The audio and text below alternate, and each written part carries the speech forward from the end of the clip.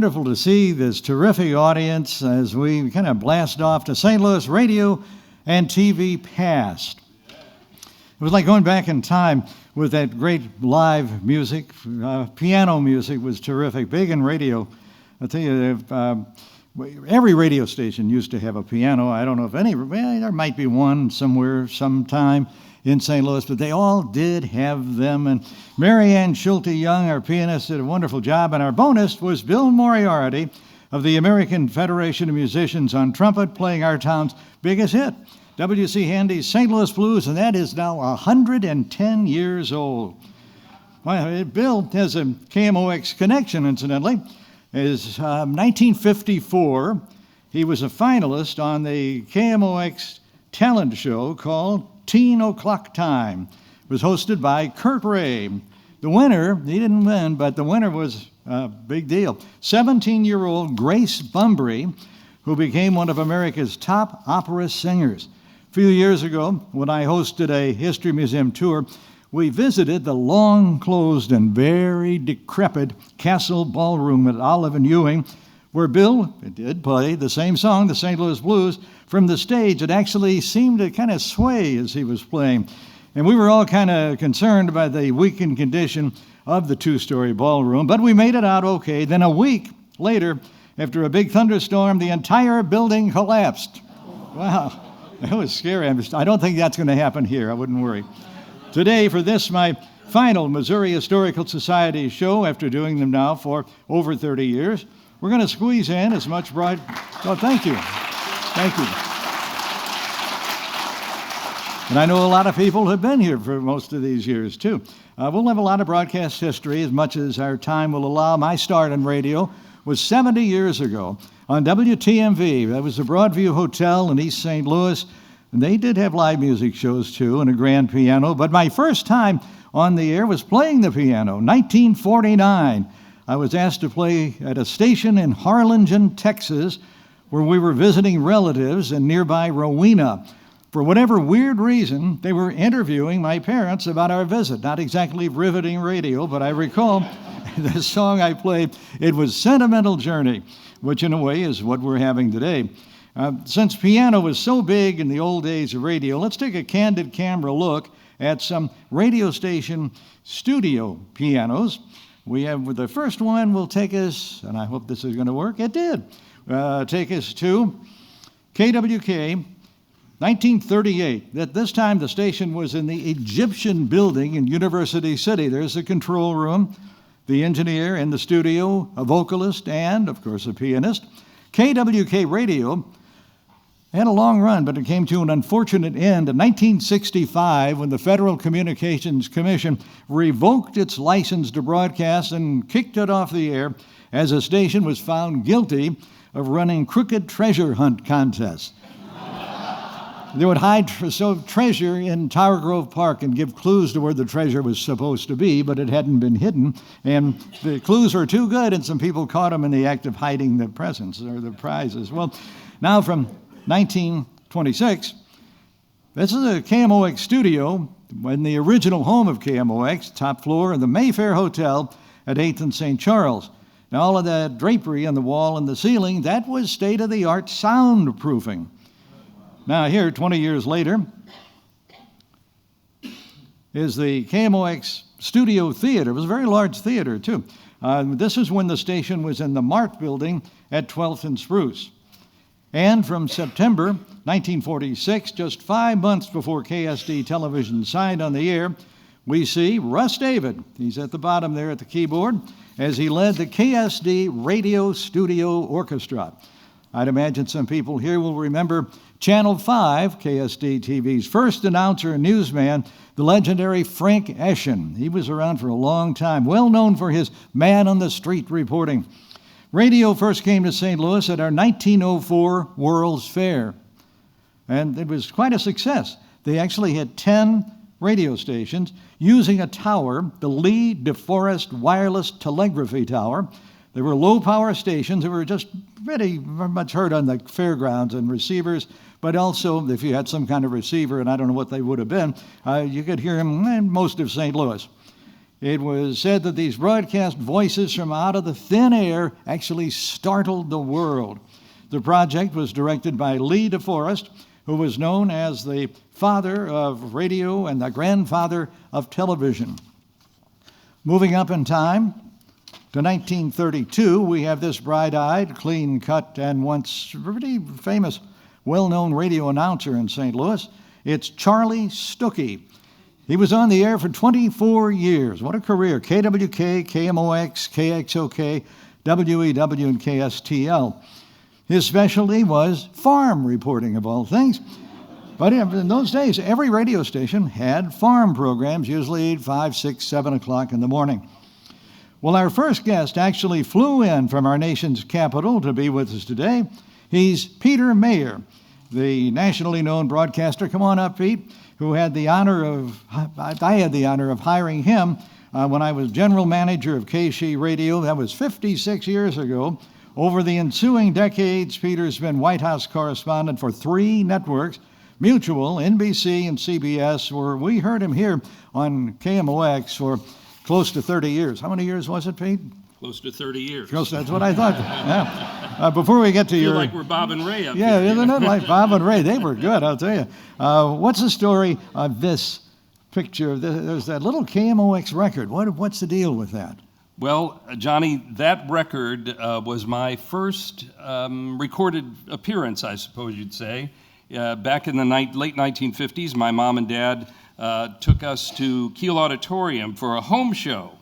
And Rex Davis was there. How many of you remember Rex Davis from KMOX? Yeah, what a guy. Remember how he used to sign off? So today's news shapes tomorrow. Yes. And Rex Davis was there. You had to hold your ear like that, That's too. Right, you have to yes. do that. Rex Davis was there doing interviews with mainly kids. And he said to me, asked me my name, where do you go to school? Niedering House School, Granite City, Illinois. And what do you want to be when you grow up? The proverbial question. And I said, I want to be a news reporter. Wow. He was surprised, I imagine. Probably so. Well, before the days of cell phones, car phones were used by on-the-street reporters. The first car phone anywhere in the world was created right here in St. Louis by Bell. It went into use, into service on the 17th of June, 1946. Now, there's a look at the power supply in the back of the car. Well, let's go in the car for this, KSD radio reporter who is either calling in a story or ordering a pizza from Melrose. I'm not sure which. Melrose, incidentally, was the first restaurant to sell pizza in St. Louis. It goes back to 1946. That was over on Sarah at West Pine. Well, it wouldn't be long before cell phones were created, and here's an early model being used by, of all people, Peter Mayer, for an on-the-scene report. All right, where was this, and when was it, and what station were you on? Well, this was the early 70s at WSB in Atlanta, and I think they had a nickname for everything, and they called that Rover 1 or something like that. And so I was covering a fire. Oh, very nice. Nice to have these pictures. Peter's always been a good guy, and the picture we have here is proof of that right at the top. Officially a KC good guy. I don't know what that other just-looking thing is all about, but I'm sure it's interesting. And here's Peter enjoying some time with Carly Simon. Wow, what a picture. What was the occasion for this? Well, that was on one of my tough duty assignments at Martha's Vineyard. Two presidents that I covered, President Clinton and President Obama, used to vacation at Martha's Vineyard. Ronald Reagan went to Santa Barbara, George W. Bush to Crawford, Texas. So, as reporters used to say, vote your vacation. But she was there at a little club, and I've always been a huge fan of Carly Simon, so it was very exciting. I guess it was. Yeah. Well, take it from me, I know over time, we in media collect a lot of stuff. So what do you do with it? In your case, some of the stuff made their way to the Bill Clinton Presidential Library. I don't know where you came up with this stuff. What about these license plates? Are they at the library? No, they're not. Oh. They are still in my basement, much to my wife's chagrin. And now what's the story with this there at the bottom? I don't know, what is that bottle at the top? Yeah. Well, these are two of the things that, much to my wife's pleasure, we got out of the basement. These are two things from Bill Clinton trips. Oh. If you saw the other side of this bottle, it was a bottle of vodka, which I had to empty before we got on the plane, and I don't mean like this, I mean like this. And it had a picture of Bill Clinton on the label. Oh. And then here you see the famous Russian nesting dolls with Clinton and Yeltsin and Gorbachev and various presidents on down the line. So yeah, it was fun. So they've got them there at the. They have them at the Clinton Library now. Yeah. And those were from Moscow? Those were from Moscow. Yeah, trip to Moscow. Okay, now let's listen to some of your story, some of your life, some of your times of our presidents, because he was a pal of presidents, etc. Peter Mayer, if you'll take it away, if you will. Thank you. But before, Yes, sir. You have given air names to so many people over the years, and I know we're going to hear about that We definitely very are. shortly. But I'm wondering if and he's allotted me a very specific time frame here, and I'm wondering if I can use a special air name today, if you'll give me permission. I think you should. Peter Rabbitt. There, now there's a good idea. I got him. Whoa, thank you. Thank you, thank you. He didn't. Thank goodness he didn't put the hat on my head. Well, thank you, Ron. Johnny, just as he was when he hired me at KSHE so many years ago, he is the boss today, and he's given me a very tight time frame to bore you with my radio journey. So we'll hit the radio road here. But first, I'm going to eat into a little bit of that time frame with a tribute to this man, and he's not going to be happy about it, but you'll just have to live with it. He's a modest guy, so I'm not going to go too far. But I know you'll agree, this man is a St. Louis treasure.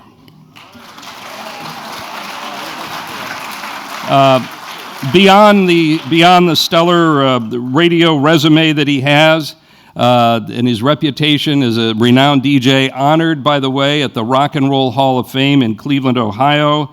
Johnny Rabbitt, I'm going to go back and forth with your names here. He has this reputation as a communicator. You can brush it off as a DJ, but Johnny is a communicator who knows how to connect with audiences. He taught me how to do that and so many others, and for that we're grateful. But above all, he is a kind and generous man. So again, let's hear it. You're welcome.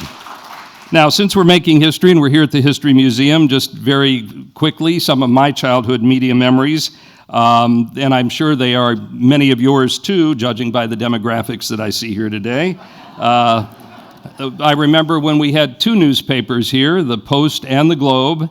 I remember the Granite City Press Record, like so many other papers, long gone, and I could do a whole program on the sad state of affairs with towns that don't have newspapers anymore. On a happier note, on TV, we watched Wrangler's Cartoon Club with Texas Bruce on Channel 5, Cookie and the Captain with the Popeye cartoons on Channel 4, Harry Fender as Captain 11 on Channel 11, and I think he played the Three Stooges a lot. And we also liked Harry's shows from the Chase on KMOX. My radio heroes included, of course, Johnny Rabbitt, Johnny B. Good, and my big-time KMOX heroes, Bob Hardy, Jack Buck, Jim White, John McCormick, the man who walked and talked at midnight, and as we mentioned, famed newscaster Rex Davis. So, my radio career started, how many of you remember Ted Baxter on the old Mary Tyler Moore show? He'd always say it all started at a 500-watt radio station in Fresno, California. Well, for me, it started at a 500-watt radio station in Granite City, Illinois, WGNU AM 920. And when WGNU FM went on the air, I became a country music DJ with no knowledge of country music when I started. The station broadcast from what owner Chuck Norman called New Ranch, GNU Ranch. Not exactly a ranch, as some of my friends here from Granite will remember. I see my longtime friend Alan Nickel there, who grew up with me in Granite City, and he certainly came to New Ranch a few times. It was 3 mobile homes, 3 house trailers that were welded together in the shadow of a levee between Granite City and Mitchell, Illinois. Chuck was a longtime St. Louis area DJ. You knew him. And probably best remembered, of course, for his string of beauty contests. There was the Miss WGNU, the Miss Radio 920, the Miss St. Louis WGNU, a number of contests that Chuck ran. In 1967, an announcer at WGNU moved over to KSHE. And Johnny was, desperate for someone to work overnights, and this guy mentioned my name. And I got my big-time break in St. Louis radio when you hired me. Now, KSHE at the time was playing beautiful music. We were playing Mantovani, 101 strings, Percy Faith and his orchestra. Well, you and the owners of the radio station, Century Broadcasting, had other ideas. And in November of 1967, the turntable needle dropped on Jefferson Airplane's White Rabbit. Beautiful music fans were not too beautiful in their response. The cinder block building under a huge tower next to the Park Drive-In movie on Watson Road was a wild and crazy place. The on-air staff included this boss man, Johnny B. Good. Ron Lipe was Prince Knight. Lee Coffey was the musical pumpkin. A guy named Bob Skaggs was the real Jack Davis. And St. Louis University divinity student, a wonderful man who's now a pretty heavy time record executive, right? Richard Palmise became Brother Love. Did I mention this was a wild and crazy place? The high-powered station had this huge transmitter room, remember it? It was across the hall from the studio, and you'd look out these windows at these massive transmitters, KSHE, 100,000 watts vertical and horizontal power on FM. And it was my favorite place, the transmitter room, because it was also sort of the newsroom, which really was comprised of just a wire machine, because back then the FCC required a certain amount of time devoted to news and public affairs. So we had to do news, and we'd rip it off the wire machine and read it.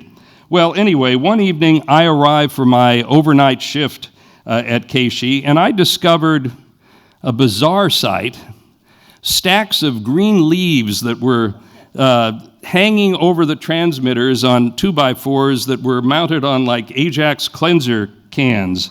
It seemed that the DJ who I was relieving from his air shift to mine, well, he was drying out his marijuana crop on top of the KSHE transmitters.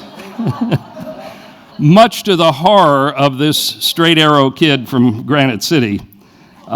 So he was drying out his pot. I mean, today he could just go to any dispensary here in St. Louis, you know.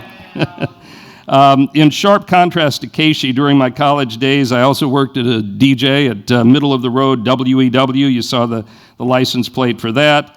And I finally found my real news home at WIBV Radio 1260 in Belleville, a great radio station in its day. I did newscasts. I covered the Belleville City Council, St. Clair County government, the courts, the police and fire beats.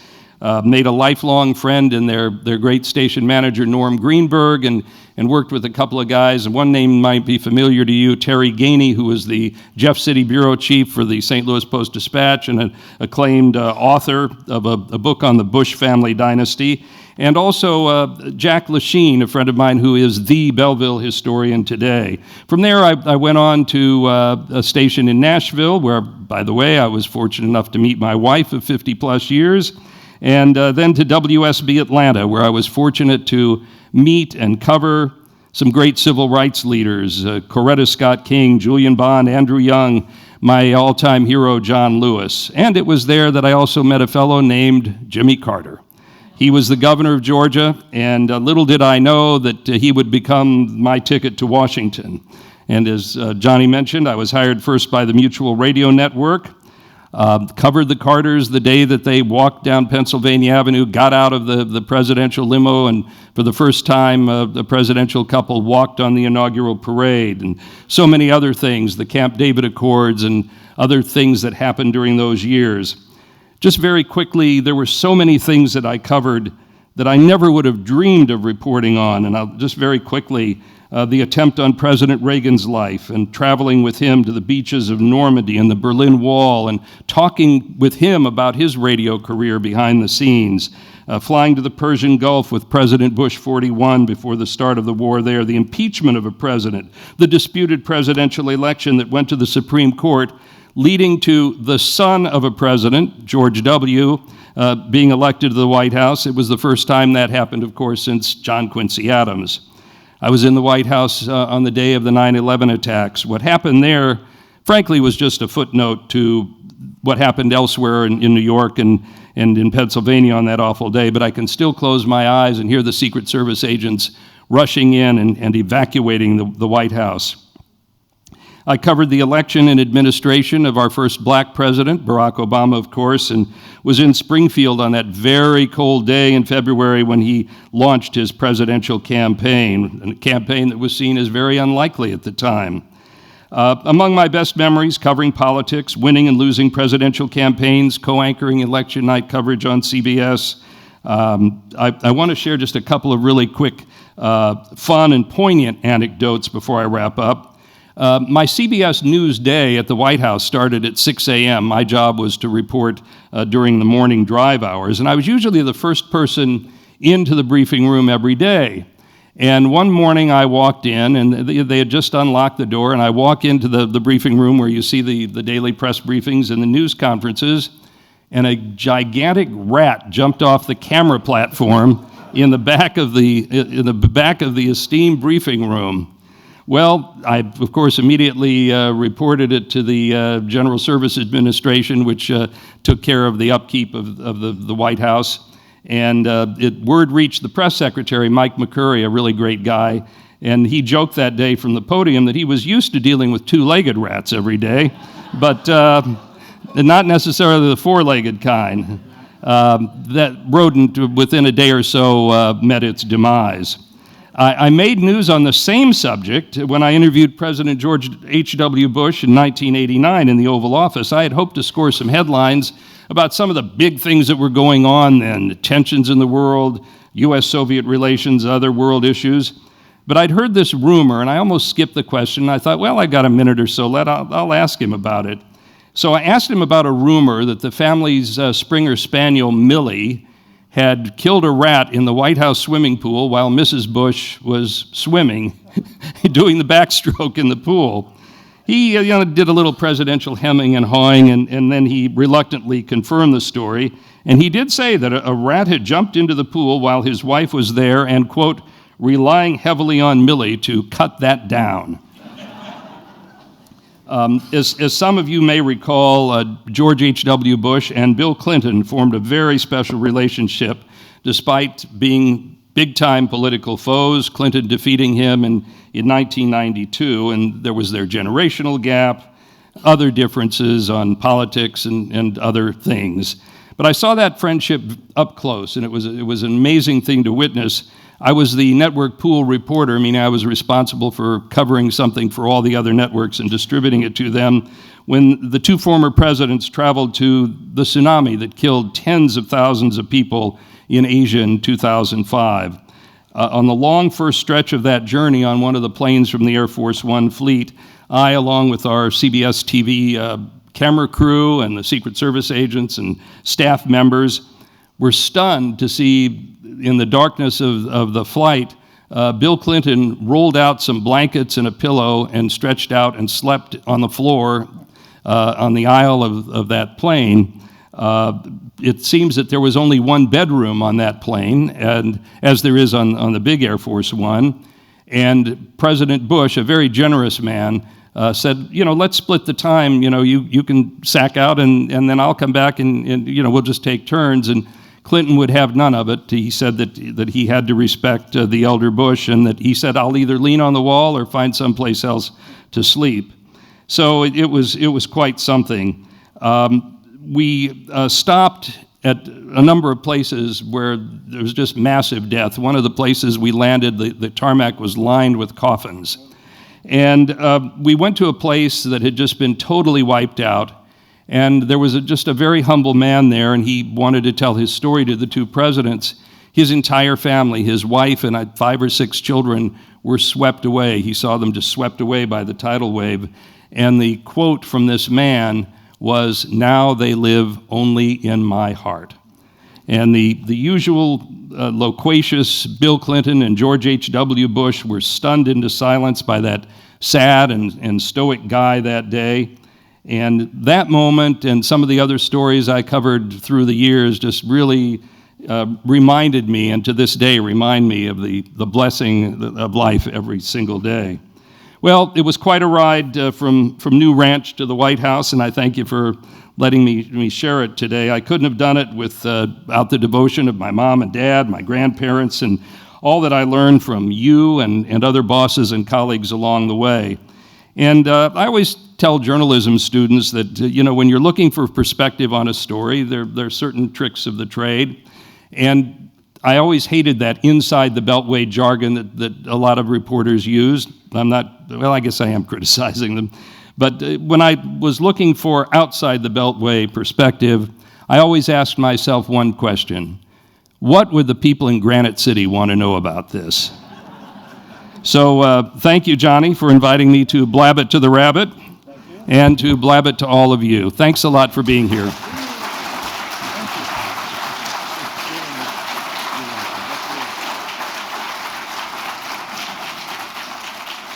We thank you so much for being here, and congratulations on your wonderful career. Plus, thanks to your fan club for being here today, too. They're there. My rabbit ears antenna has alerted me that it's TV time. And our first TV station was Pulitzer Publishing's KSD, which signed on the air what's happening there? Well, it's February 8th of 1947. But television really wasn't new, as in a speech that was made in June 1931 by the president of NBC. He said the idea of television actually dated to 1884, when a German scientist patented a method of translating light waves into electrical energy and then transmitting that energy by wires and changing it back into light terms and reassembling the image. That was early television. And now from KSD-TV in January 1st, 54, what we have here is the first coast-to-coast color telecast that we saw in St. Louis on Channel 5. We see the Anheuser-Busch float complete with the Clydesdales at the Tournament of Roses Parade, Pasadena, California. Channel 5's regular color programming, now this is in 54, the regular programming in color didn't start until 1966, and it was then augmented by a lot of black and white shows as well. The first local color programs were Jim Burke with the Noon News, followed by the Noon Show starring Marty Bronson, Stan Can, and Bob Holt. Then the 5 o'clock news with Bob Chase and Diane White.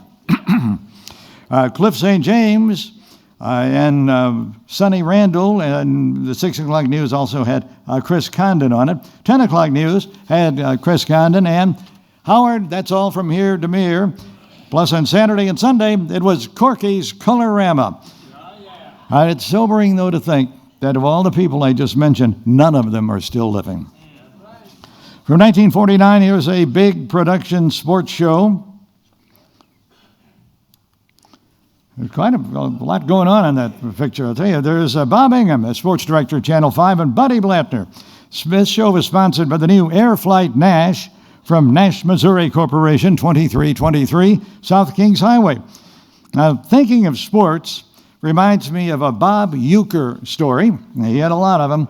He said when he was a kid, his dad wanted him to have all the things the other kids had, so he bought him a football. That makes sense. Well, Bob was very young, and he didn't know a darn thing about football, neither did his father. So they took the football outside, and they tried to pass it. And then they tried to throw it.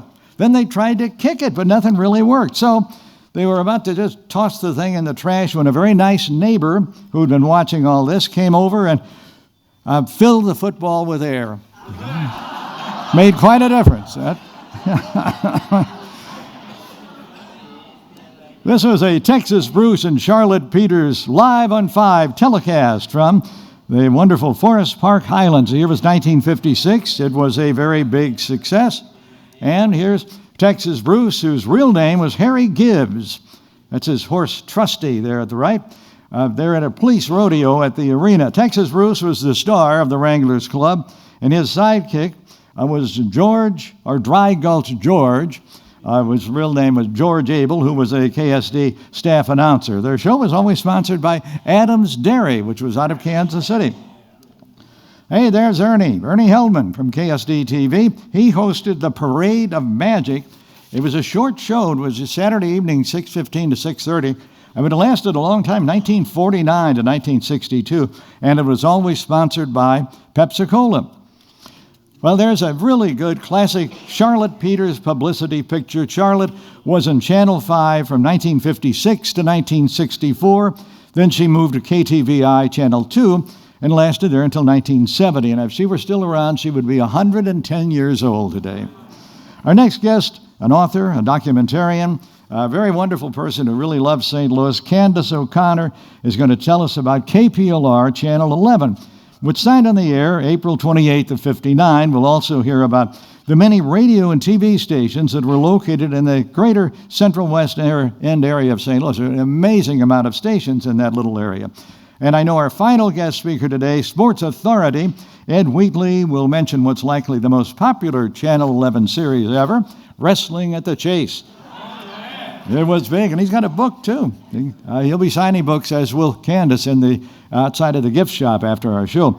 A close second in popularity on Channel 11 was Captain 11 Showboat, starring Harry Fender as the captain. He showcased the comedies of the Three Stooges, who made appearances on the show, too. That show lasted from May of 59 all the way through 1968. This KPLR studio picture there, the Stooges there with some guests, it's from the June 1960 issue of Prom magazine.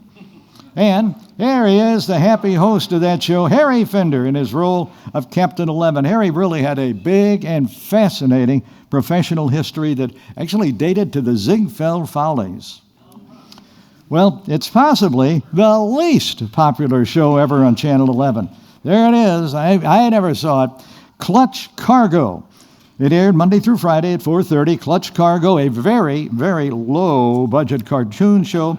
It only lasted from March 59 right up to 1960, and I don't know if they're available now. I'm not sure.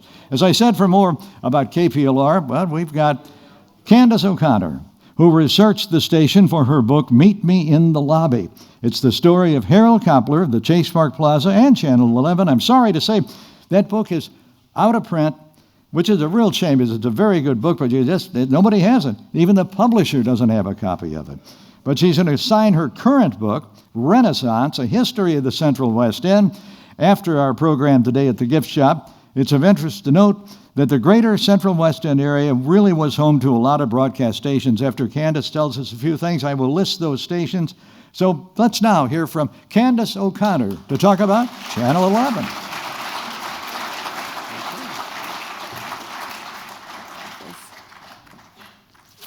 See if I can work this.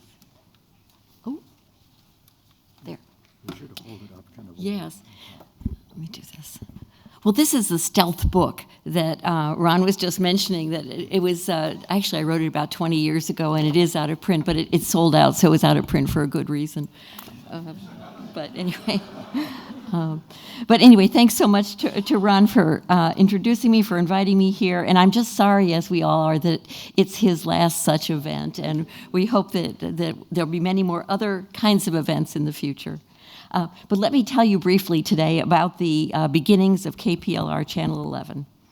Here's how it happened. The founder was talented entrepreneur Harold Koppler, who learned in the late 1940s that several broadcast licenses would be offered in St. Louis by the FCC. Now, Harold, you understand, didn't really have time to pursue this.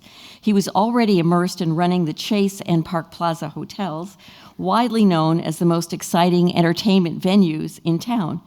But Harold had studied architecture at the University of Illinois, and he had a strong creative streak. Within his hotels, he'd been dreaming up new venues and interesting sites, such as the Starlight Roof and the glass Zodiac Bar. Do you remember that?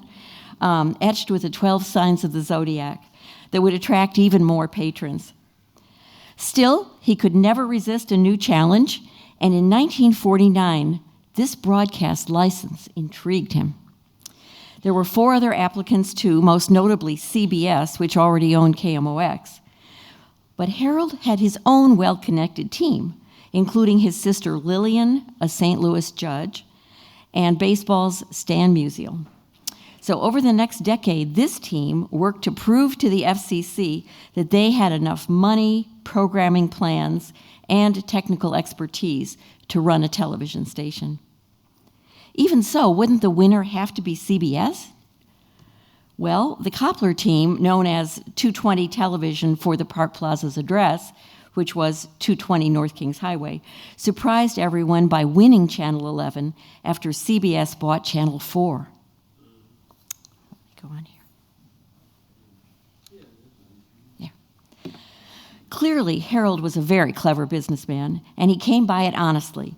His father, Sam, the St. Louis-born son of poor Russian immigrants, was extraordinary too. He worked his way up in the world by recycling scrap tin, showing movies in a tent, and creating a successful construction business, building elegant residential facilities, including the Congress and Senate apartments on Lindell, as well as Powell Symphony Hall. But after a trip to Europe, what he wanted most was to bring to St. Louis the elegance of the Savoy Plaza, a hotel in New York City where he'd stayed for a few days.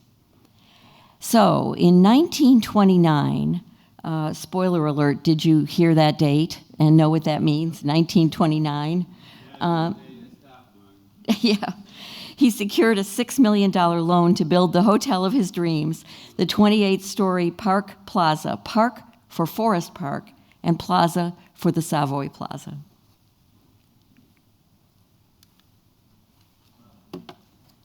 The story of the ups and downs of that project during the dark days of the Depression would require another talk.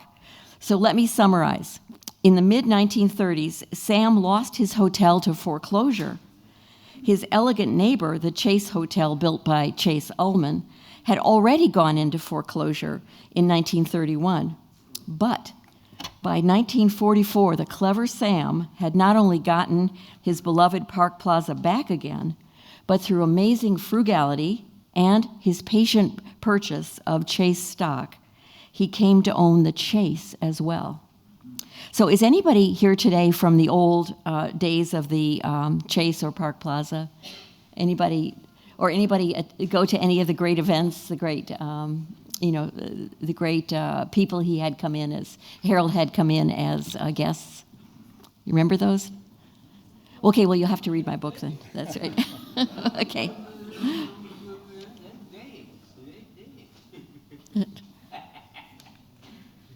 Okay. There they are. So Harold was indeed a chip off the old block. Now, back to his new television station. By 1959, Harold Koppler owned KPLR. KPLR, Koppler, you can see where the call letters came from. It was an independent station that would need to provide its own programming. First, he talked CBS, and heaven only knows how he did this, into letting him use their broadcast tower at a nominal rent. Then he scored a programming coup, talking his old friend Gussie Bush into broadcasting the hugely popular Cardinals games on Channel 11, and Channel 11 soon had its own studio in the Chase apartments next door. Harold also tried other kinds of programming, some successful and some not. In one newscast, he had an announcer lounging on an inner tube in the middle of the Chase swimming pool while reading the news into a microphone tied to a bamboo pole. So, Peter, what do you think of that? Very innovative. High-tech. Yeah. And amid a mass of old screen reels that he bought from movie studios, many were outdated and unusable, but he did make a hit with kids when he began airing old Three Stooges programs.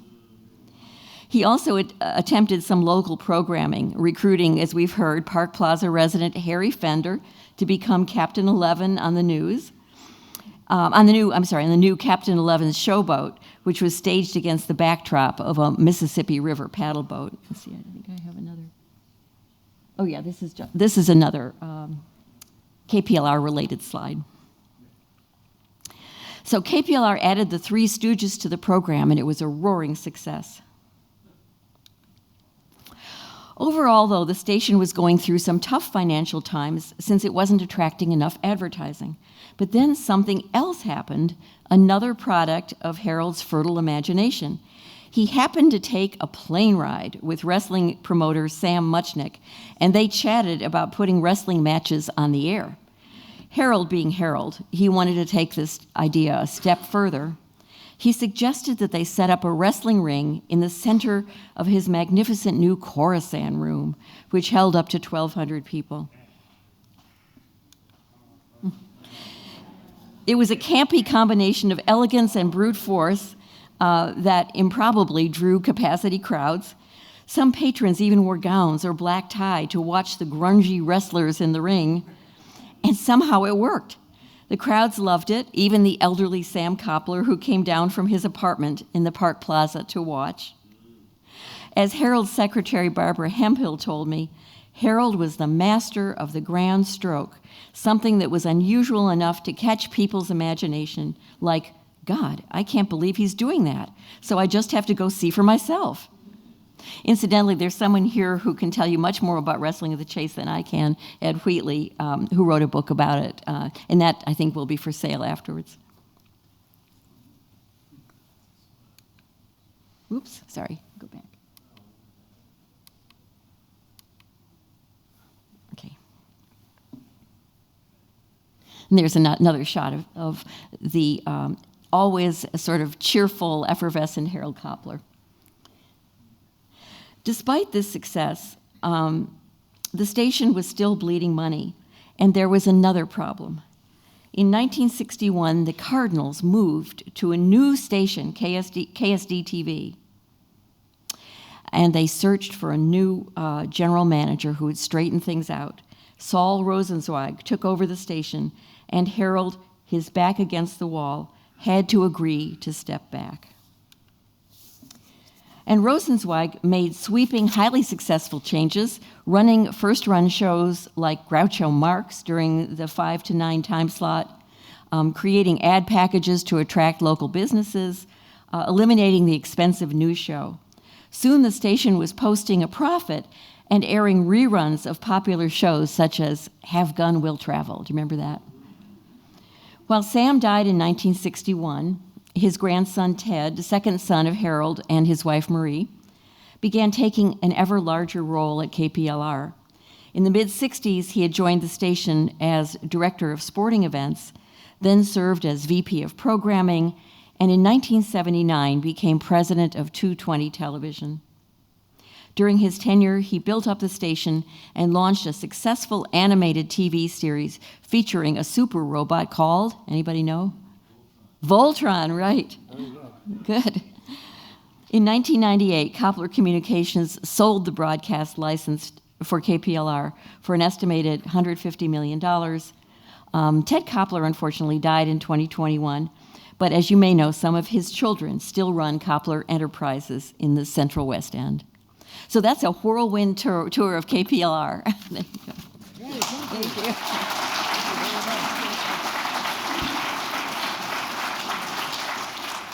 Very, very interesting indeed. Thank you, Candace O'Connor. And again, she'll be signing her Renaissance Central West End book outside at the gift shop. Ed Wheatley will be signing his 74 books that he's written outside there as well. Certainly one of them is going to be a good Christmas gift for someone. Here's the list of the broadcasting stations, radio and TV, that once called the Central West End home, sort of an expanded Central West End. KPLR, of course, for television, as was KTVI, and KETC, Channel 9, which is still around in the neighborhood. There was KMOX, AM and FM, KXOK, AM and FM, WIL AM and FM, KWK, Katy, KDNA, KCFM. These are all in the Central West End, KGRV. They had one of the dumbest slogans, K-Groove, music for groovy grown-ups. There was WEW AM and FM, and if we could eliminate that slide from the, oh, it is eliminated. Okay, thank you. And KBIL was there too. That was the St. Louis U station, later on became KSLU. So a total of 19 broadcasting stations once were home to the Central West End area. Silent movie fans will remember, I'm sure, Lon Chaney Sr. He was the man of 1,000 faces, and with that in mind, we're now going to have a visit with the St. Louis radio announcer who holds the record for having more on-air names in St. Louis than any other broadcaster, with his most recent name being Rick Wallace on KMOX, which is not his real name. Since the start of radio, many on-air people have changed their name or had their name changed for them, sometimes not to their desire, for a lot of reasons. One example, 1967, when I was manager of KSHE, I hired Ron Leip, who had also used the name Uncle Buck. But to my way of thinking, the names didn't resonate with rock and roll music and the real rock radio format that developed. So I came up with Prince Knight. And Prince Knight was a success, a really big success. All right, now let's play the name game. The Rick Wallace name game. Here's Rick, or whatever his name is today, to tell us about it. Rick Wallace, welcome.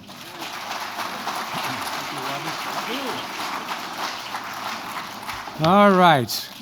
Well, Johnny, thank you very much, and hello to all of you all out there. You know, I don't know if officially I hold this record of most names used on St. Louis radio, but if Johnny Rabbitt says I do, then I'm going to go. I'm going to go with that. I'm going to go with that. Yeah, I do know that I did use a lot of names. I was on St. Louis radio for 33 years. But really, the vast majority of the radio names that I used came in about a 7.5-year span during the 90s when I worked for a company called Metro Networks. Now, what they did, they provided traffic information, they provided newscasts, they provided sportscasts to the radio stations in St. Louis, and they also provided the announcers, the guys that could do these shows, deliver these reports live on the air. And just about every station in St. Louis at this time used Metro Networks. So I was one of the guys that did this. And so there were a lot of radio stations. I did a lot of reports. I did mostly traffic reports. I did some news, some sports. So a lot of reports on a lot of radio stations. And I changed my name every time I went to a new station.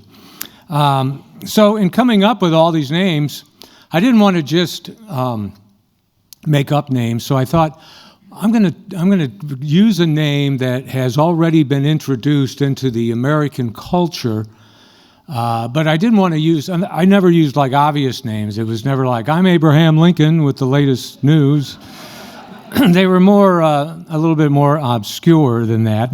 Not well-known names. Let me give you some examples. When I was doing traffic on KPLW in Washington, Missouri, I used the name Tommy Gillis. Now, you're asking, well, when was that in the American culture? Well, Tommy Gillis was the name of a character in the movie The Music Man. He was the teenage boy that had a crush on the youngest daughter of Mayor Shin of River City. Tommy Gillis, and that's spelled D-J-I-L-A-S, if you want to look it up. Remember when the Rams came to town, they were first heard on KSD, 93.7 KSD, and they had a 3.5-hour pregame show for every home game, and so they were looking for stuff to put on the air. Hey, let's do traffic. Let's make sure people can get downtown to the radio, to the field, the football stadium. And so they decided to do traffic. They asked me if I would do it. I said, yeah. The name I used to do traffic for the Rams was Chuck Schick. Yeah, that name always gets a reaction. I don't know if people think I'm saying something else or what it is, but to this day, people come up to me, "Hey, how's Chuck Schick? Have you seen Chuck Schick lately?" But the name came from the movie Caddyshack. It was a character in the movie Caddyshack, a very small role. As a matter of fact, Chuck Schick had just one line in Caddyshack. It was, "Hey, I only got a little." Watch the movie. You can see Chuck Schick.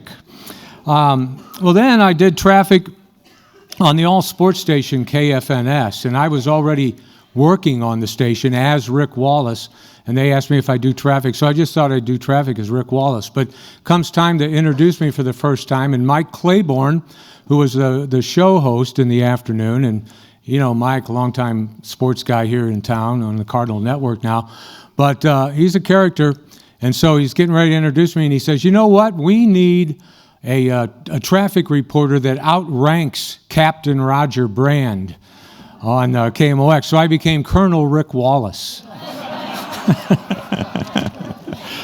Oh boy! Well, then I was offered the job of doing traffic on a radio station called Hot 97, and I hadn't come up with a name. It was a couple days before I was to start. And I hadn't thought of a name. But I was driving on Highway 40 when it was Highway 40, and heading towards 270. And I just happened to look over, and I saw the Ballas Road exit sign. And above Ballas Road, there was a little square that had JJ in there. I guess at some point, Ballas Road was Highway JJ or State Road JJ or whatever. But I thought, well, this is a great name for a traffic reporter in St. Louis, J.J. Ballas. So I use that. A couple of other names that I used that, again, these were names that had already been in the American culture. When I did news on the Big 550 KTRS, I was Jim Stark. He was the character played by the great actor James Dean in the movie Rebel Without a Cause. And then when I was on WCBW 104.9, I was Terry Malloy. Terry Malloy was the character played by Marlon Brando in the award-winning movie On the Waterfront. Remember, I could have been somebody, Charlie, instead of a bum.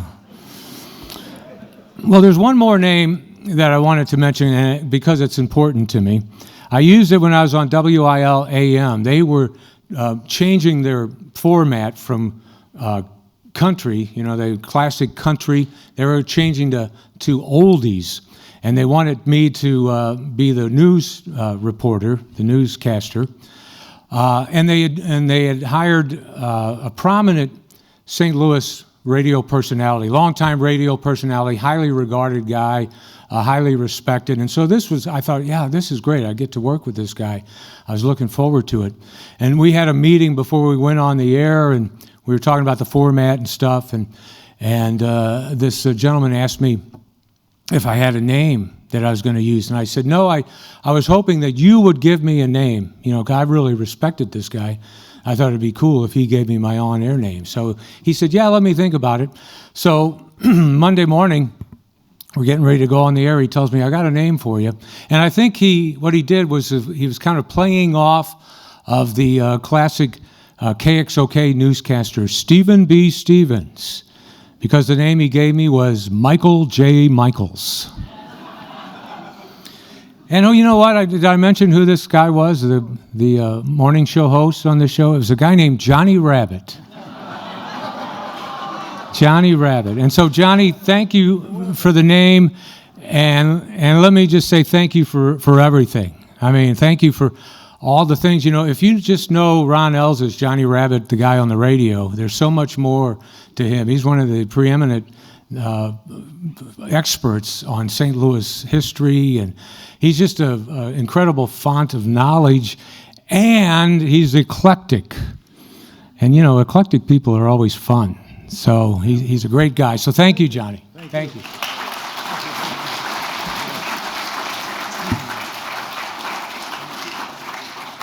That was terrific. Well, let's see here. Oh, now what's next? Oh, I know. wonder, though, if you go back on the air, I'd possibly change your name, Rick, to A.I. Wallace. Or maybe just AI for artificial intelligence. Huh? On second thought, though, that may not be such a good idea, taking into consideration that the late Henry Kissinger had more than a little foreboding about AI and had profound questions about the rise of machines and what advanced artificial intelligence might mean for humanity. So AI, for me, brings to mind things like HAL 9000 in 2001, A Space Odyssey. So that didn't go over so well for humans. So I think, Rick, you're going to be stuck with Rick Wallace. Subject matter of all the hundreds of presentations and lectures and tours I've done over the last 30-plus years of the Missouri Historical Society have always been about St. Louis of the past. But today, we're making an exception as we have St. Louis Post-Dispatch feature writer Daniel Neiman to relate a really strange radio situation happening right now in St. Louis. It never before happened. And the story is active. The result is yet to be determined. In years to come, though, on programs such as this, I know whoever is doing them will be relating this story, no doubt about it. This true story will be of historical significance. It relates to KDHX FM, a station that's been on the air for 36 years, so a lot of people don't even know it's there. What's going on has been recent front page news in the Post-Dispatch more than once, and also articles by our guest, Daniel Neiman, who is here to tell us what this strange story is all about. So let's head to KDHX and the Post-Dispatch and Daniel Neiman.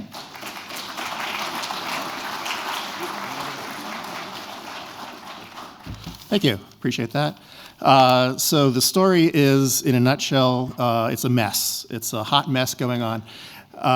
The management, well, about half the staff is in open rebellion against management, and management is in open rebellion against about half the staff. If you don't know KDHX, it is listener-supported community radio, non-commercial. That means they get nearly all their money from donations from their listeners. They have 80 volunteer disc jockeys. Each one has a show of 2 to 3 hours per week, and they play the kind of music you don't hear anywhere else. One of the DJs says it's none of the hits all of the time. They play blues, bluegrass, reggae, Brazilian music, American Indian music, pre-1940 jazz and blues, rhythm and blues, electronica, stuff I've never even heard of, they play. The way I put it is they'll play anything, but they'll never play Madonna, is basically what KDHX is. And just this past February, they fired one of their longtime disc jockeys, Tom Paparay. He'd been there for about 35 years, since it was founded. And he'd been complaining that they didn't give enough notice when one of their former disc jockeys had died. And the station fired him. They said, it's all volunteer, so I'm using fired, but they relieved him of his responsibilities. They said that he was bullying people and harassing people. He says that he can't harass you via email. So they later said that he is guilty of racism and sexism, and he has denied all those charges. But that started the other 79 DJs, or many of them, started to grouse. A few months later, in May, 29 of the then current DJs, and 16 former DJs signed a letter of no confidence saying they wanted the executive director, and the president of the board of directors to either resign or be removed. They actually didn't mention the firing of Tom Paparay. They had mainly fiscal reasons, and they said the station's assets weren't being used to their best benefit, and they also had problems with the board of directors, the makeup of the board of directors. They're supposed to have representation on the board. It's a long story. I'm not going to bore you with it. But they started grousing. That was they were grousing more than May. And then in August of this year, the station fired 2 of the loudest grousers. They said that the 2 disc jockeys were telling listeners to stop supporting the station financially. Those 2 deny those charges. But when they were fired, the grousing got even louder. This is a story about grousing. The grousing got even louder, and that was September. That was August. In September, the station fired 10 disc jockeys in one day. This is a station that had 80 to start with, and they fired 10 with a form letter email. All 10, plus the 2 who had been fired in August, they were all in the 29 who had signed the letter of no confidence. The station also, along with the 10 that they fired, they said 12 people are basically on probation and they have to undergo mediated conversations before they'll be fully reinstated. They were still on the air, but before they can make sure that they have a job. And all 12 of those were also among the people who had signed the letter of no confidence. So when 10 people were fired on a Friday, that's the grousing hit fever pitch. And in the next couple of weeks, 13 more disc jockeys resigned on air. They did their shift, and mostly the shift was full of angry songs and songs about how they don't like management. And I think they were competing with each other to see who could come up with the most trenchant set list. And then they would resign. The first few resigned. The rest of them all said that they were on strike. Now, they don't have a union, but they said they're on strike, and which means they wanted to still work for the station, but they wouldn't come back to the station until the executive director and the president of the board of directors left. And then last week, 2 more left. So it's a total of 15 who resigned and 13 who were removed. The 15 who resigned, they all received letters after a few weeks of not coming to the station. They were all dismissed, saying, "You haven't been here, you're gone, thank you." If you're doing the math, that's 35% of the staff, 28 out of 80, 35%. People who were there in February are gone now. Oh, incidentally, the station started, the 10 people they fired, excuse me, the 10 people they fired, that was a Friday, and on Monday they started one of their annual fund drives. They don't release the numbers, but from something they said, sort of a clue, I'm doing math, I think that week they took in about 50% less than they usually do on a fund, more than 50% less than they usually do on a fund drive. They have 2 fund drives a year. So they figure they'll be down about 28% in total donations this year. So this leaves the station with, 28 open slots where they have to play music. And those slots, the station has been refilling the slots. They've been hiring people, but only a few are on the air now. They've been training all the others. Meanwhile, the music that in those slots that used to have someone covering them, there's no announcer, but there is music that's being programmed by other volunteers at the station with their own knowledge and taste. And all I can say is a few weeks ago, they played Madonna. So I could talk about this for an hour. There's a lawsuit, there's union stuff, but I will not. I will yield back to Mr. Rabbitt. Thank you very much. Appreciate it. Thank you. I told you that is really a strange story, and it's certainly not over. Thank you for your insight on that story and for being here. Plus, thank you too, Daniel. You included our event today in 2 spots in the Friday Go magazine of the paper. That was good of you. Chances are, we've talked about him before, you remember John McCormick, the man who walked and talked at midnight in KMOX. Today, we've got Scott Jagow, and he's a man who roams St. Louis, host of Total Information AM weekends. He's also on during the week, I hear. He does a lot of special segments. 3 Good Things is one of them. Chat with Stu Mack and Roaming St. Louis. In his career, Scott's done a lot. He's reported from 5 continents, moderated a U.S. presidential debate, hosted the national business program Marketplace before coming to KMOX. He was editor-in-chief of an international thoroughbred racing publication. And I have the opportunity of working with him and hopefully having you listen in On Sunday mornings, we do a little free-form feature each week from 8:50 to almost 9. This week it was St. Louis in 1972. So please welcome Scott, who roamed here from downtown to tell us about his curious radio adventures. Scott Jagow. Thanks, Johnny. Thank you, Johnny, and it's one of my favorite segments ever, hearing you talk about St. Louis history. It really is, and I'm not from St. Louis, but I do want to say I would never, ever trust myself to say Chuck Schick on the air over and over again. So I learned something there. Also, a fun fact, Four Hands Brewery has a new beer called Voltron, and it has a picture of the robot on it, and it's delicious also. One final thing, I'm not going to go through my career, but listening to Peter was very inspiring, and it took me back to my days as a kid, because I knew exactly what I wanted to do with my life.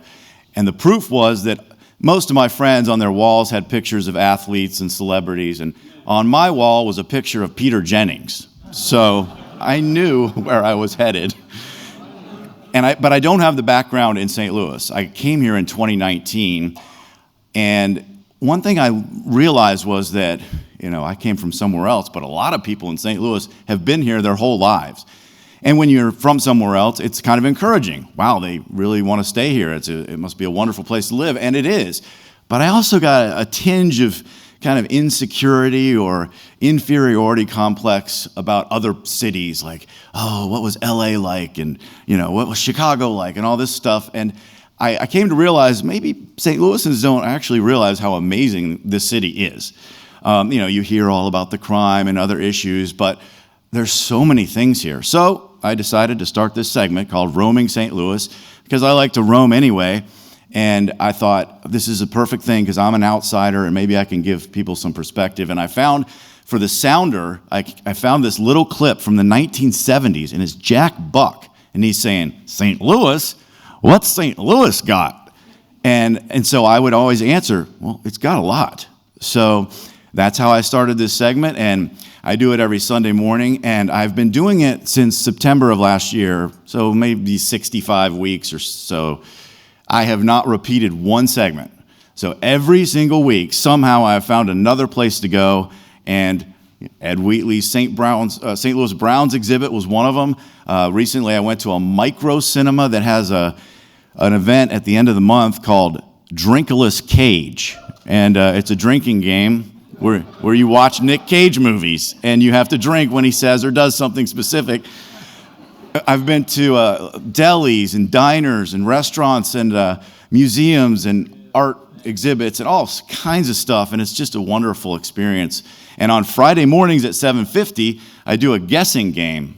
So I play audio clues from my interview, and the other hosts have to figure out where I've been. And I love stumping them, and it's a good time. And I've had listeners come up to me and say, I can never figure out where they are or where you are. But it's wonderful to learn about it. And so then I've had also businesses that I've been to tell me the next day or a couple days later, I cannot believe how many people came in and told me that they heard the segment. So it's very satisfying, to help small businesses in that way. And briefly, I want to talk about one of the other things that I do, the Three Good Things segment. That is probably my favorite thing that I do. Sometimes it's very painful because I do it every single week, and I have to come up with three good things, and I like to do it as, it's an essay, it's a radio essay, and it harkens me back to the days of Charles Kuralt on CBS Sunday mornings. And I'm not comparing myself to Charles Kuralt, although I have met him and his brother. Both of them have passed, but his brother looked exactly like Santa Claus and sounded exactly like Charles. Incredible brothers they were. But they were also, he had a bookstore in Chapel Hill where I went to college. And he was a fascinating person, as was Charles. But I just love the way Charles used words, word economy, and to me, that's my passion. So anyway, I do this segment, and sometimes it's hard to figure out what I'm going to do, but there will be things living in my brain for weeks. The one example I'll give is I wanted to talk about the artistic process, creation. And so I went to this stained glass studio, And I saw, the guy showed me how he does his thing, and it's so tedious. It's not fun. Art isn't always fun. There's a lot of tedium and torture that goes into it. So he was showing me, and it would be like, cut, separate, cut, separate, over and over and over again. So the idea I had was, let's talk about the tedium and torture of art as a good thing. And I also used as an example the Seinfeld episode, Soup Nazi, because Kramer says, people don't understand you. You suffer for your soup. And that's what I was saying. People suffer for their art. And then I, of course, play the clip where he says, no soup for you. And it was just kind of a moment of levity as I was trying to tell this story. And the final piece of the puzzle came together. That week, I was listening to Hallelujah by Leonard Cohen. It's one of my favorite pieces of all time. 300 or so artists have covered it. But it almost never happened. And the story goes that he spent 5 years writing that song. 5 years. 85 verses. So a lot of them you haven't heard. But he told a story of he was in a hotel room, in his underwear, sitting on the floor, banging his head against the floor because he could not take it anymore. And I thought, oh my God, we almost didn't have this wonderful piece of music.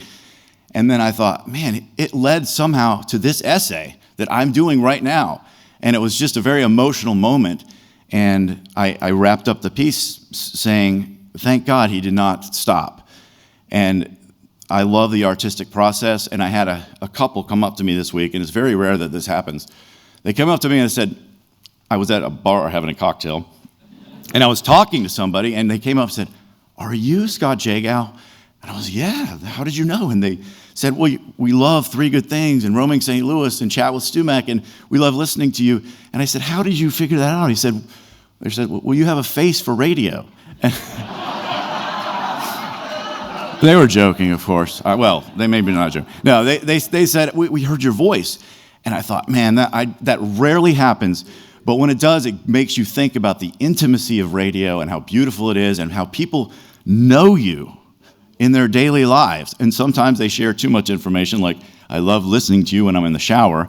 But I get the point. I'm in their lives somehow, and I don't even know it until I meet them randomly at a cocktail bar. But radio is here to stay. People have been saying it's been, going to be killed any time now, since FM to satellite radio to podcasting, and it's still here, and it's wonderful, and I'm glad we're celebrating it. And thank you, Johnny, for all that you've done for this town.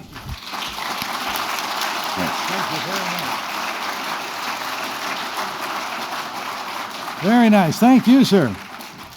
Well, from the start of radio and TV, sports broadcasting has been an important programming element, and we've got the living encyclopedia of sports here. Ed Wheatley, he'll tell about it.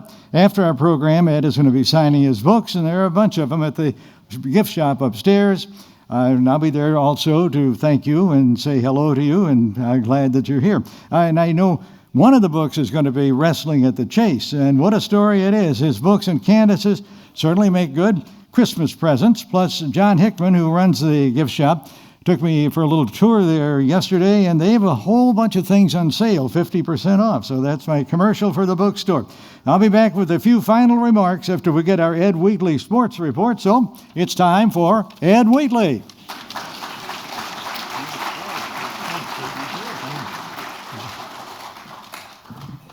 Yeah, we're going to talk about St. Louis sports. I like to walk around when we do this. I mean, St. Louis is sports, best sports town in America. That's what this book's about, and all my other books have segments from it. We saw the film at the beginning about the Mound City. We were the gateway city, the gateway to the West. We were a beer city. We were a automobile plane. Next to Detroit, we made the second most automobiles in America. And then we became a fighter city with all the jets. And we went from the jets up to space with Mercury and Gemini. But throughout all this history, it's sports that is the brand of St. Louis. And that's the stuff we should be celebrating and remembering as we talk about the bad times of St. Louis. And that's what we're going to talk about and bring back those memories. And how many guys are going to remember all this? I mean, whoa, it is a tricky thing, as they say. These are the pillars of St. Louis sports. These are the pillars of St. Louis history, be it the Globe Democrat, the St. Louis Post-Dispatch, the Sporting News, or KMOX, and all the other stations you're going to find out about, you know. As we start this, we're talking about radio and TV today. But we start with the newspapers, and these men are part of those pillars, those icons. And as you can see them, Sam Muchnick, you know, Taylor Spink, the Sporting News. Sam Muchnick started the St. Louis Times. And when we talk about wrestling at the Chase, he is the man that ruled wrestling around the world back when St. Louis was the wrestling capital of the world. You know, and Roy Stockton, all these guys in blue are recognized in the Baseball Hall of Fame for their contributions to sports writing. You know, Bob Bragg, Bob Burns, and the late Rick Hummel, who was a good friend of mine. Bob Burns, why is he important? He started the first sports open line on KMOX. How many of you heard that, right? We grew up listening to Burns, and then he'd bring his buddy in, Bob Bragg, right? And we were so smart. Sports is what is in every one of your blood streams, is mine. And let's go back, and where'd this start? I used 1876 up here because that's when Major League Baseball started, 1876. That's all the world of sports in America was, that little circle there.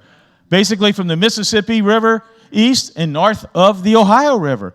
And when the NBA and the NFL and soccer and all these sports evolved, they evolved in those cities all the way up until 1958. That is what America knew as American sports. And then something changed. Here in St. Louis, the most western, the most southern city in America. It became the sports voice of America, mainly through the strong signal of KMOX. I mean, you could go out on the West Coast and hear Cardinal baseball out from KMOX. You could go down to the Gulf of Mexico and along the shores of the Atlantic Ocean. My buddy Bob Costas talks about he would sneak out at night and go turn on his dad's automobile, turn the radio to 1120, and he could listen to Cardinal baseball. Everybody across the country knew St. Louis through its sports teams. We became the voice of sports across America, right through that signal going from coast to coast to coast. And you know, what they heard was America's team. Did I skip one? Yeah, no, that was it. They heard, whoa, this thing is just going crazy here. The one thing we can get, we can take a voice across the country, but we can't get a microphone clicker that is slow. But what they heard was America's team, especially in the 30s when, you know, radio first came out. And you got to remember what was happening in the 30s. It was the Depression. People were poor. And you got to put yourself, as I write all these histories, what do you remember? They didn't have television. They didn't have iPhones. They didn't have computers. You were lucky to have a radio. And radio became golden. And it was always a case. Radio was so important. Even when World War II broke out, immediately after the bombing of Pearl Harbor, Franklin Roosevelt says, no, we're going to have baseball because I want radio broadcasts of baseball so people can come home working long days in the factories, just sit with their families, relax, because they're going to have to get up tomorrow morning and go work even harder. Radio. All those people across the country, all west of the Mississippi, south of the Ohio, who were they listening to? The Cardinals. And you can see, all through this, starting in 1926, baseball was starting to be broadcast across the country from that strong tower of KMOX. And you can see all the different, you know, when I write books, I love advertising. I love advertising all through. But the thing that was really interesting, that St. Louis baseball was so important, look how many stations during the 40s broadcast baseball.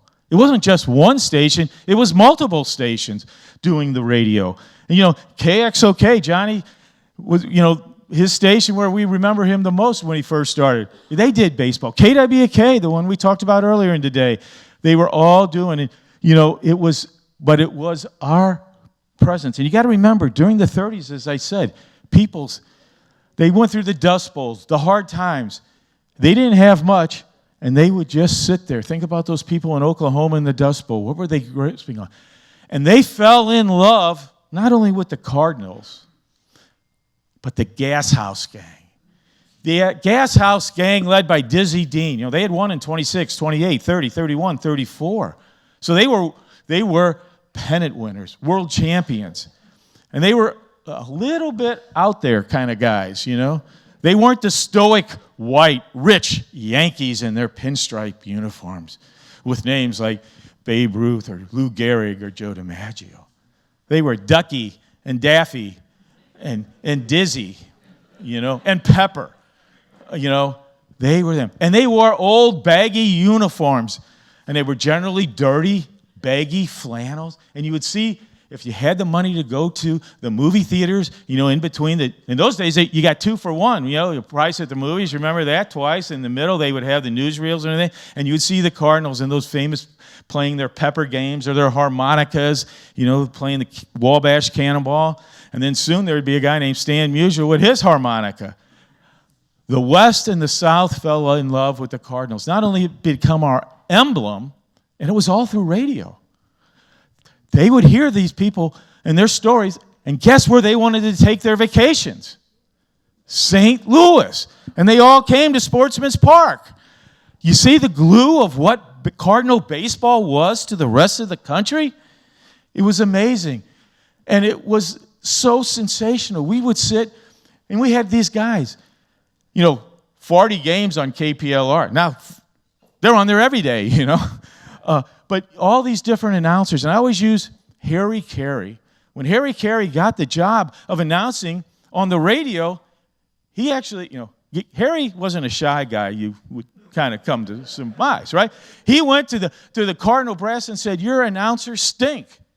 They don't do it right. How should you do it?" And he told them.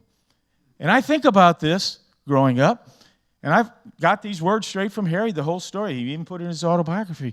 But think about it. Back in the 50s, 60s, when he was big, everybody had a transistor radio or some type of radio. And you could sit in your plaid color lawn chair, remember those? Yeah. Or out on your porch. Everybody's out on their porch. You could ride your bike around the whole neighborhood and always know what's going on because there was radios always going on. People didn't have air conditioning. There was just screen. But Harry Carey painted pictures in your mind as though you were sitting in Sportsman's Park. He taught you the game. The pitcher toes the rubber, looks in, gets the sign. Here's the windup, the stretch, the pitch. And sometimes it might be, there she goes, way back. It might be, but you followed that game in your head like you were actually watching it through radio, through that way. We don't have that anymore because so much of it is TV and you're watching it. But these men, whether it was Joe Garagiola, Harry Carey, Jack Buck, Buddy Blattner, they taught you the game, and you saw that game whether you were in the seats at Sportsman's Park or you were sitting on that porch. You saw that game through these guys. And that is the value and the strength of what baseball and Cardinals meant all across the nation. And all these men, you might pick a name, I'm not going to go through all these, were the different announcers over there. The guys in blue are the men from St. Louis who announced that are in Cooperstown, having been awarded. It used to be called the Ford Frick Award, but they removed the name because of past issues and whatever. But these are all the men.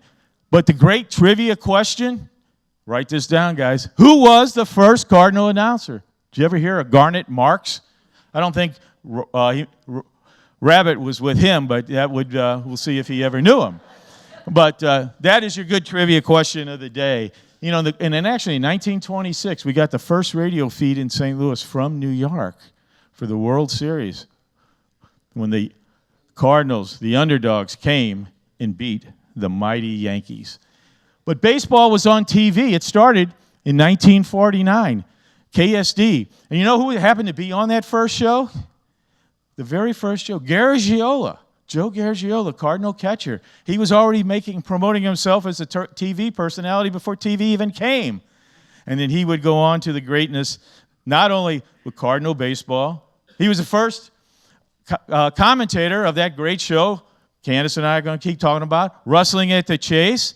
And then he went up to the Today Show. But, you know, KSD and KPLR, they took on Cardinal baseball, as we said, and then cable came in. And even the Browns actually were one of the very first teams in all of Major League Baseball. They showed all 154 games, and they were housed out of WTVI over in Belleville, which will soon change after 1952 and 53 seasons, be KTVI, and they move over to Hampton Avenue there at Berthold. They just, as you switch the river, you switch from W's to K's in the call signs. So we have all this, and today we've got television. Cable was doing all these things. Well, over the air, there's no over the air local television anymore, and we've got this moving and moving and moving into different venues of cable TV. And as we were talking here a moment ago about the demise of this one radio station, the Cardinals are in deep trouble now because Fox Midwest became Bally Sports, and Bally Sports has declared bankruptcy, and the future of the Cardinals, not only airing, but even as their revenue stream, is going to be the big discussion between now and next fall, because the contract actually expires at the beginning of September. So next September, we'll have to see where we're going to be watching Cardinal TV. But, as I said, sports is the brand of St. Louis. It's just not the Cardinals, And don't forget the Browns. They had their own radio and television things. And, I got to talk about the Browns anywhere I am. But, and they had, these are their top four. France Locks, he actually was the guy who did the very first game of the week for national TV. And then, Johnny O'Hara, Buddy Blattner did, a lot of them did both Cardinal and baseball. But, Dizzy Dean, the announcer, the radio announcer that the public school teachers sought to get removed. They were petitioning moving Dizzy because Dizzy, not only, that's how he got his name, he was so dizzy in what he thought and said. He told it like it is. How many have heard him say, Zarilla Slud's in third? And then all the kids are going to school and talking about sludding into third, And the teachers didn't like him to parody Dizzy. In the time that Dizzy was in the broadcast booth in 1947, he complained because the Browns, they weren't a good team, but how bad the pitchers were.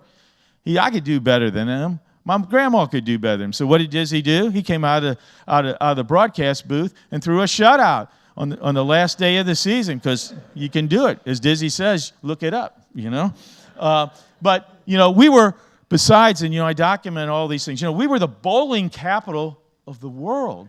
Yeah, you remember the Budweisers, Team Budweisers? And all the shows that came from St. Louis, and direct from Flores Lanes, that's where they set the records. And, the Team Budweiser set that record in the Flores Lane. The Flores Lane was a multi-floor bowling alley. It wasn't just one long one that you see today. How many ever bowled at the Flores Lanes? It was up in Warney and just off Broadway in North St. Louis. But the Herman Undertakers had set the record 30 years earlier in St. Louis. St. Louis still holds the record. There's another team. Remember, the Arena Bowl was the primary for ABC. Every Saturday and Sunday, they would have bowling shows from the Arena Bowl. Yeah. And don't forget, also at Arena Bowl, bowling for dollars. Right. We were the bowling town of the world. And then,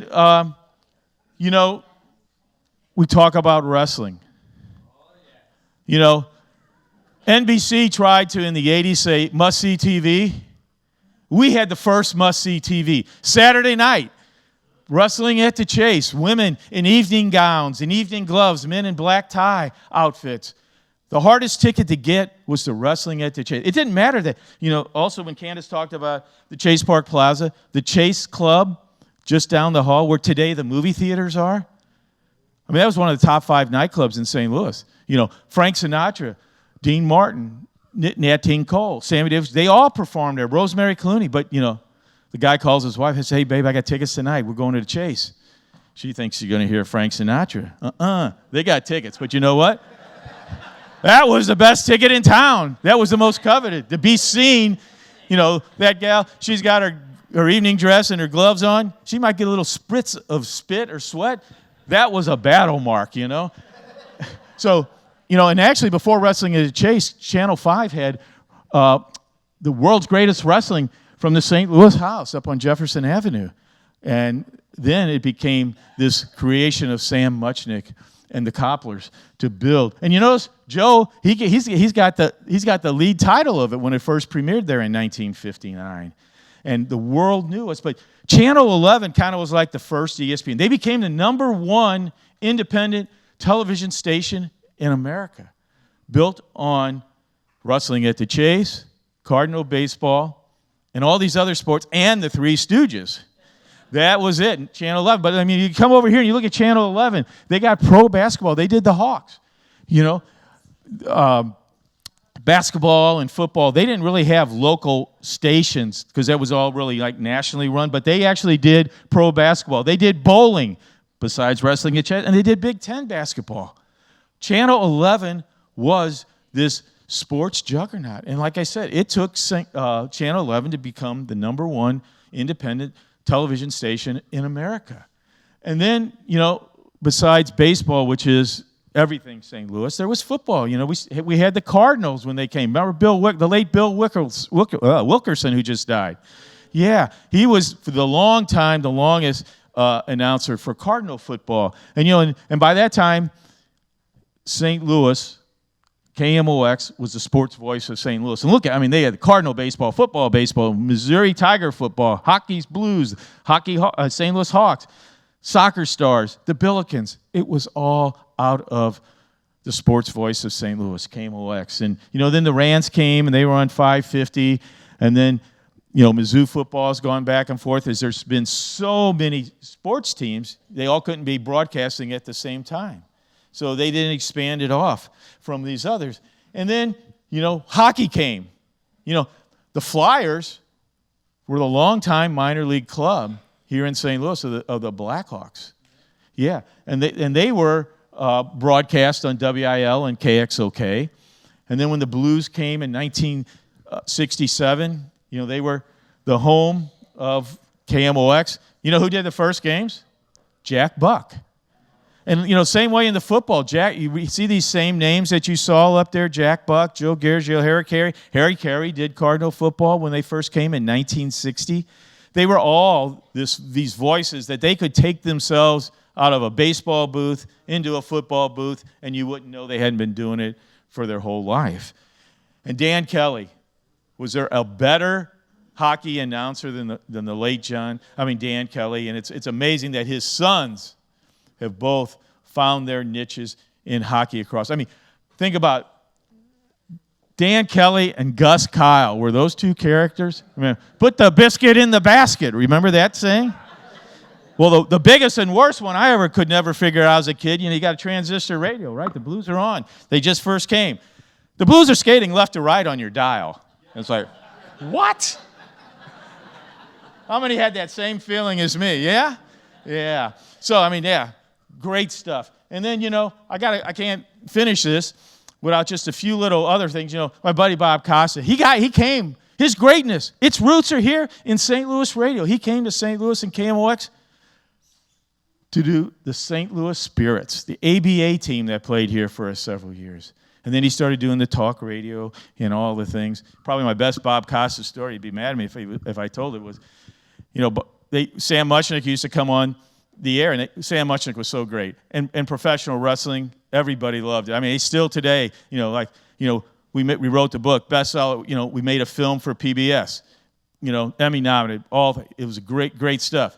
And these people still go, oh, we love it, it's all real and all this stuff. Well, Bob Costas is doing Sports Open, and he was told by, the KMOX, Bob Hyland and all that, Muchnick calls, great guy. Let him talk. So Muchnick comes in, I got the greatest match, Bob, you got to be there. And Bob said, well, I'm sorry, I got to go back to New York. It's great, Bob, you can't miss it. And he's going on about what a great match is going to be coming up at the arena and all this stuff.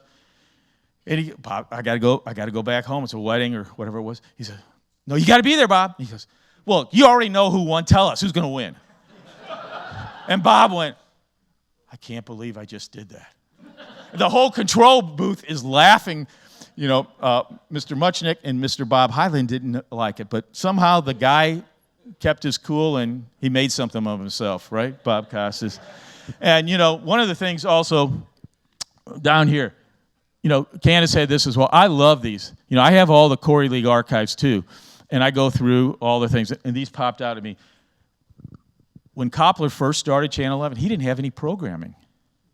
He didn't know what to do. He had bought, she talked about those Hollywood films, and they turned out to be dogs nobody wanted to watch. So you know what he started filming? Corey League baseball. He would film it, and it would be shown on KPLR till he could get everything else going. And, what is the big ticket, we're all happy in St. Louis sports about? Now, if we could ever figure out how to get it on Apple TV, is St. Louis soccer. I mean, one of the things, that's all I heard all summer was the complaints, I can't get it. But we have Mr. Soccer. We talk about all these other announcers. Bill McDermott. Is there anybody better than Bill McDermott doing soccer? We're actually making a film we're working on, and we'll see where that heads, about St. Louis being a great sports town. And we were filming Bill McDermott, and all these foreign players, their names, it would take me 5 minutes to pronounce at one time. They just flow off his mouth as he does World Cup and all this. We have been blessed in St. Louis with sports announcers. They taught us. We lived it. These are the memories of our lifetime. As I said, we have been all these other brands of St. Louis, but our brand is sports. And we should be promoting that for the goodness of St. Louis, because in each of every one of your minds, besides listening to Johnny Rabbitt on KXOK back in the 60s when you were learning the twist and all that. Yeah, right. Yeah. It was also a baseball game. So, Johnny, you've had me on many, many, many of these episodes. That's here. true. And it's always been a pleasure. You're going to be missed, buddy. Thank you, sir. Thank you. Stay with us. You're a memory that we'll never lose. All right. Thank you, Ed, very much. Wow. And thanks to all our other guests for being part of our last History Museum show. And we thank the entire staff of the Missouri Historical Society for all the work that they have done to make these programs a success. And I sincerely thank all of you here for being part of our shows, and because they've really all been created with you in mind. Now, today's program has been recorded. It will be on the Historical Society's YouTube channel in a couple of days. I'll leave you with a consoling thought. Originated by a German poet in 1899, a modern version then was credited to Dr. Seuss. Don't cry because it's over. Smile because it happened. And it did. My thanks to all of you. Thank you. It's been fun. See you up at the gift shop. I'm going to jump in real quick and tell you that the celebration of Johnny Rabbitt is not over. There are cupcakes in the Grand Hall and posters that you can sign and send a message to Johnny Rabbitt. Now, I'll tell you, Ron said that he's not going to do his regular show, but he will still come and speak occasionally. And so I want to promise to you and warn you that there are many definitions of occasionally. So I think we can do that quite often. I also want to say that one great thing about Johnny Rabbitt is his passion for St. Louis, and he comes here and he tells us these great St. Louis stories. And that's why I'm also happy to announce a new annual lecture, the Johnny Rabbitt Lecture, that will happen every year at the Missouri Historical Society, given by someone who is half as passionate as you, half as knowledgeable as you, but can tell us those great St. Louis stories. The Johnny Rabbitt Lecture, annual lecture, will be going on well past any of us are here. It will continue and happen every year here at the Missouri Historical Society in your honor. Thank you. Thank you, Johnny Rabbitt. Please join us upstairs.